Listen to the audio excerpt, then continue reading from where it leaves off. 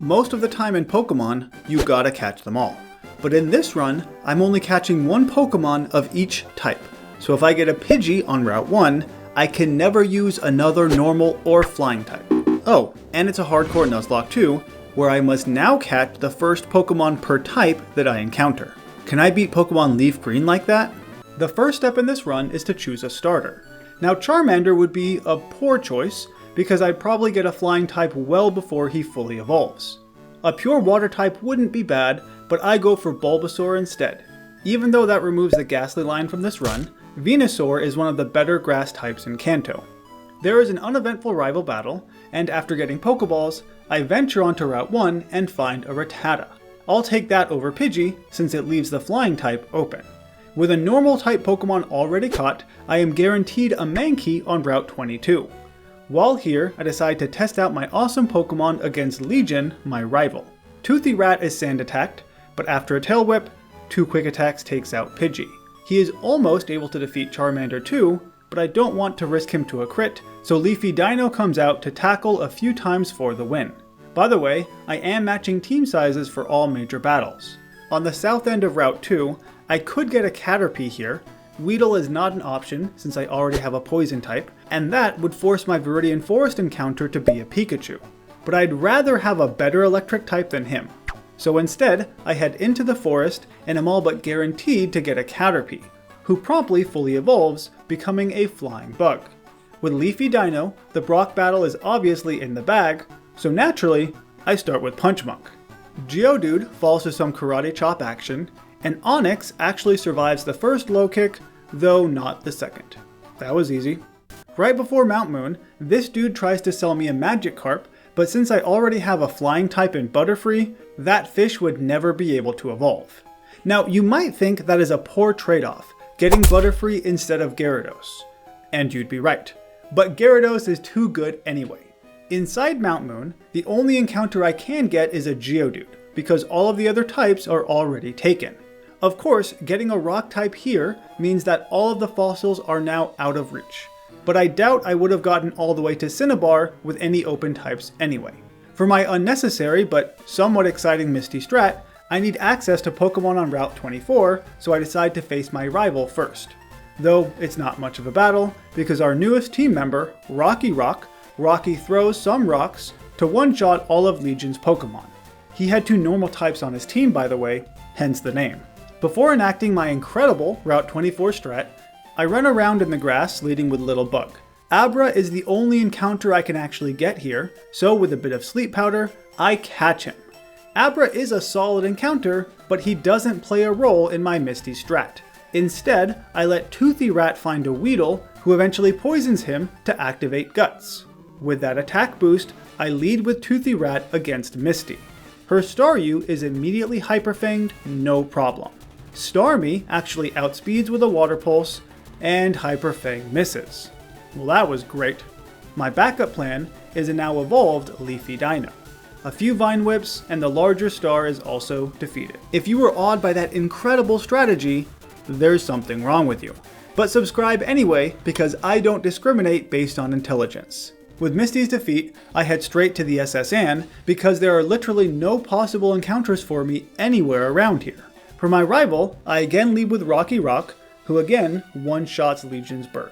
Charmeleon is a bit tougher now that he's evolved, so he takes 2 hits, especially after that growl. I pivot to Lil Bug to put Kadabra to sleep, before swapping to Toothy Rat to Hyper-Fang. This puts Rat against Rat in the most epic bite battle ever, which ends in 2 seconds, bringing us to Lieutenant Surge. This time he is not poisoned, and it's only partly because I was too lazy to do it. A gutless Rat Hyper-Fang Surge's first 2 Pokemon, bringing out his Raichu. Since he isn't poisoned, Raichu's first move is Thunder Wave instead of Double Team or Thunderbolt. This lets a now Guts boosted Quick Attack knock out the Raichu. See? I told you it wasn't just laziness that didn't get him pre-poisoned. Immediately after Surge, I make my way through Diglett Tunnel, and wouldn't you know it, I encounter a level 31 Dugtrio, and my Rat is still paralyzed. I didn't heal, and I also didn't change my team since that last battle. So this is not great. After hitting with a Hyper Fang, I pivot to Leafy Dino on a dig. Thankfully, he is not an arena-trapped Dugtrio. Leafy Dino survives the hit and knocks it out with a Razor Leaf. That was a close one. I could easily have wiped there. I obviously won't find another one here, but I heal just in case. And 2 steps away from the exit, I get another Dugtrio. What the actual heck? 2 Dugtrios as I'm trying to travel through this place a single time. That's ridiculous. Without the paralysis, I leave Rat in to take a dig, and Fury Swipes surviving with a single HP. How is it that the most difficult part of this run so far comes from these random wild Pokemon? Anyway, the entire reason I came this way isn't really for Flash, but to trade away Magic Word, the Abra. Since I'm trading a Psychic for a Psychic, I feel like this is an acceptable move. Also, Alakazam is just way too good in Nuzlockes.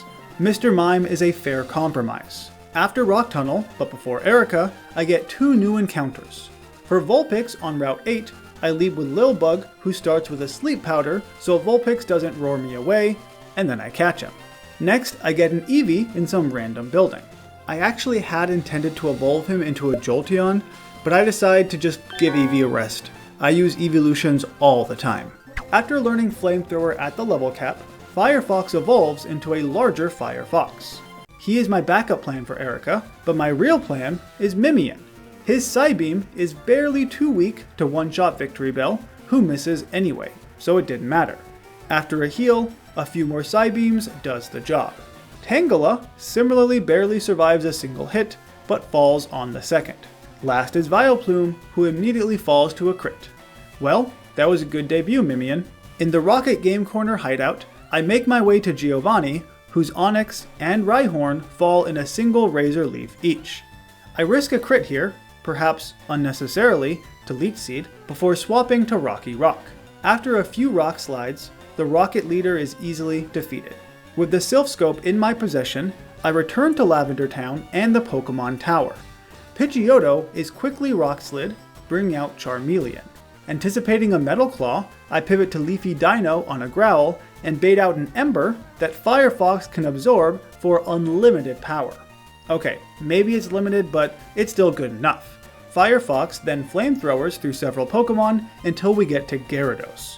Now he doesn't know any water moves, so I can stay in, flamethrower a few times, but after 2 hits, I forgot that Firefox was smokescreened, and he misses the 3rd hit as his HP is brought down way too close for comfort.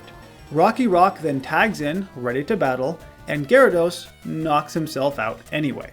Fishing with a Super Rod on Route 6 guarantees me a Poliwag, or a Poliwhirl, which is a water type that I never use, so let's give him a chance. Before defeating another gym leader, I head to the Pokemon Dojo to recreate the battle that he lost against Sabrina. Mimian takes out both his Hitmons in just a couple of hits and is barely tapped by Chan's Ice Punch. Before the physical special split, Hitmonchan kinda sucked, to be honest. At least from a coverage point of view. He offers me one of his crappy fighting Pokemon, but I already got one, even if I haven't used him in a while. At this point, I do things a tad out of order, but it's for a good reason. Rather than hang around Saffron with all these rockets, I get to the secret house in the Safari Zone to get Surf, and then decide to face off against Koga a bit earlier than I normally do. Mimian starts with a substitute, which is immediately broken by Coughing Sludge. I thought he would at least take 1 hit. Oh well. Psybeam takes him out.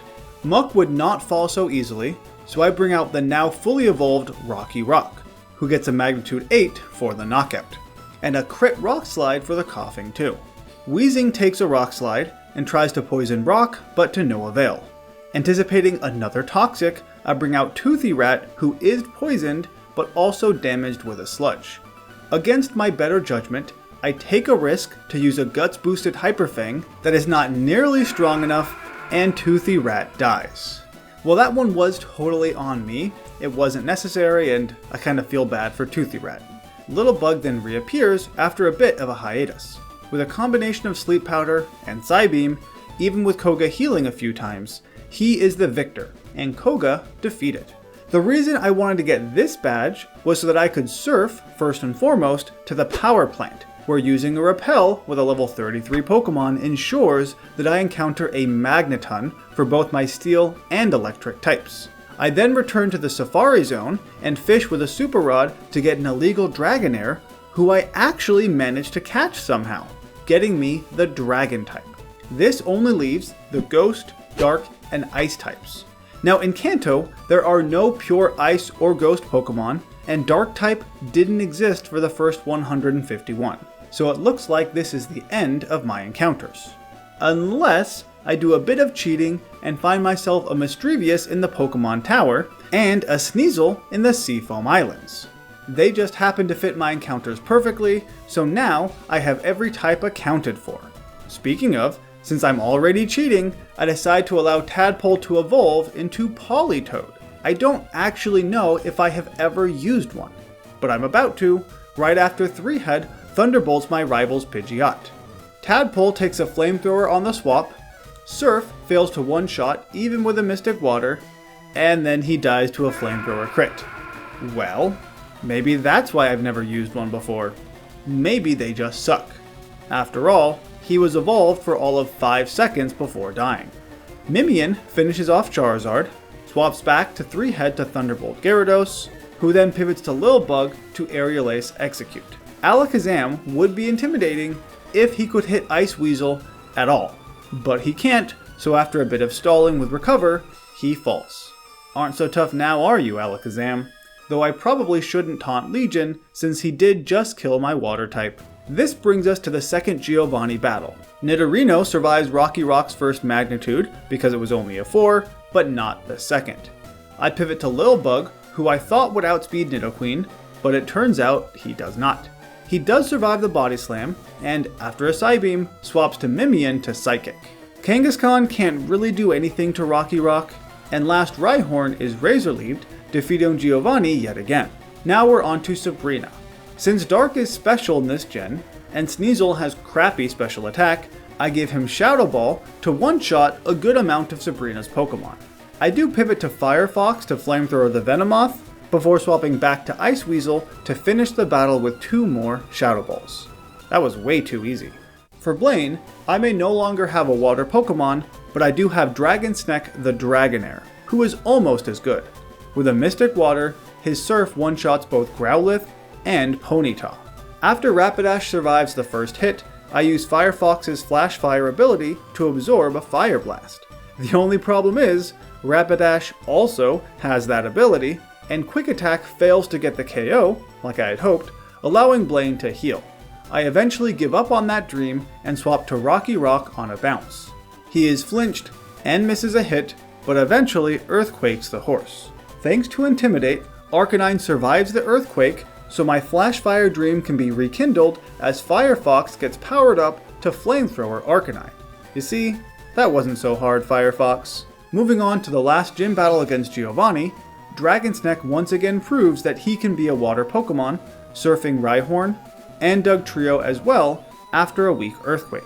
Lilbug faces off against Nidoqueen again, but this time he's 6 levels higher, so he does outspeed, and he knows Psychic, a 2-hit KO. He also knows Giga Drain and can one-shot Rhyhorn, and once again, Sleep Powders and Psychics Nidoking. Gen 3 Butterfree is actually pretty awesome, even though he doesn't have Quiver Dance. For the last rival battle before the Elite Four, Pidgeot survives the first Rock Slide, thanks to a Feather Dance, but that doesn't really change anything. Lilbug once again takes out Execute, though this time he is paralyzed, and takes a Solar Beam to the face. Dragonsneck surfs another Rhyhorn, and Thunderbolts Gyarados, who survives the hit. I didn't actually see that coming. Charizard is hit with a Surf, before I swap to Rocky Rock to Rock Slide. Last is Alakazam, who, once again, can't hurt Ice Weasel at all. Since nobody died there, this is actually the team that I decide to take straight into the Elite Four, after reaching the level cap, that is. 3-Head one-shots Dugong, Cloyster, and even Slowbro with a magnet-boosted Thunderbolt. Talk about a solid start. Lapras survives the hit and confuses 3-Head. He hits through confusion, knocking out Lapras. I pivot to Ice Weasel on the Jinx, heal Sleep with a berry, and after some of her healing, Ice Weasel is the winner. Now that was a great start to the Elite Four, though some might say I was a bit too cold to Lorelei. Let's keep the momentum going here with Bruno. Lil Bug Giga Drains Onix, puts Hitmonchan to sleep, and knocks him out with 2 Twisted Spoon Psychics. The same exact thing happens to Machamp. Hitmonlee gets crit and falls in 1 hit, and there's one last Giga Drain for Onix. Man, this is going almost too well. For Agatha, the first Shadow Ball by Ice Weasel was a low roll, allowing her Gengar to double team and get healed. But the next one is a one-shot. Anticipating an Iron Tail from Arbok, I swap to 3-Head, a single Thunderbolt takes it out. I imagine Haunter may try to curse, so before I bring out Ice Weasel, I let Dragon's Neck get cursed. And it actually worked. Ice Weasel can then come out to Shadow Ball. Rocky Rock heals Golbat's confusion on the swap, is promptly flinched, hits himself in confusion, and flinched again, I don't know, 3 more times in a row. What the heck? For 5 entire turns, Rocky Rock was not able to do anything. At this point, I finally decide to swap. 3-Head comes out and is flinched, but only a single time. That's how it was supposed to go.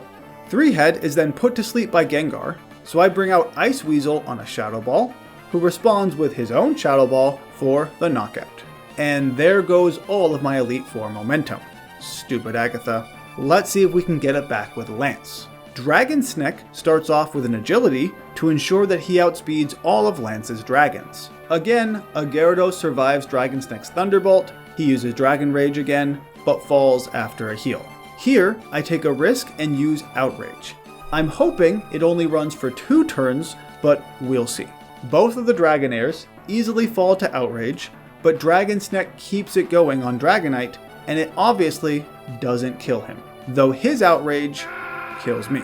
The plan was to Person Berry heal the confusion and Ice Beam Dragonite, but that obviously did not end up working. That is unfortunate, but Dragon's Neck has done more than enough. Ice Weasel Ice Beams the last surviving dragon, and 3-Head can easily Thunderbolt Aerodactyl, though thanks to a clutch Omni Boost on his part, it just barely misses out on being a one-shot.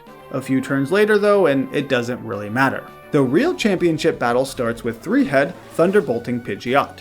This brings out Charizard.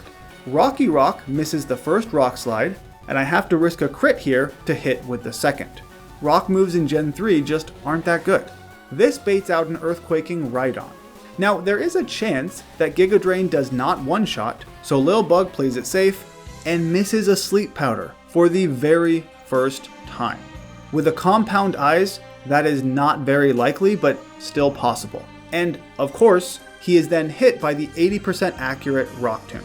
That actually really stings. Lil Bug has been with me for so long, I didn't expect him to fall like this. And now I'm having flashbacks to when Ash's Butterfree left him. That's rough. Thankfully, I still have a Leafy Dino who can Razor Leaf that Rhydon. Ice Weasel easily defeats Alakazam, like always, and after screeching Executor, he too falls to Shadow Ball. Legion's last Pokemon is Gyarados, and we all know how easy it is for 3-Head to take him out. With Legion defeated for the very last time, I have done it, becoming the Kanto champion using only 1 Pokemon of each type. Granted, I did get a few non-Kanto Pokemon, but still.